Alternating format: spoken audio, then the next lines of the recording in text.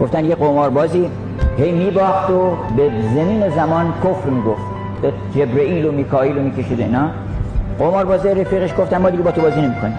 گفت چرا؟ گفت برای اینکه کفر میگی بعدش عصبانی میشه اینا میبازی اینا. گفت نه دیگه کفر نمیگم. گفتم بعد شکر بکنیم.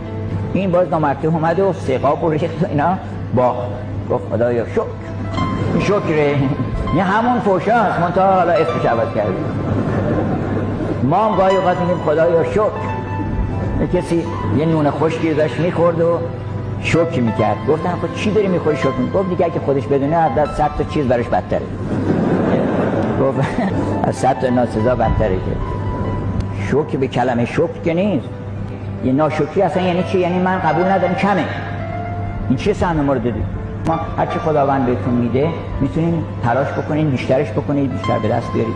ولی مهم اینه که با حاصل دسترنجتون اگه 1 تومن بود 100 تومن بود 1000 تومن خوشحال باشین.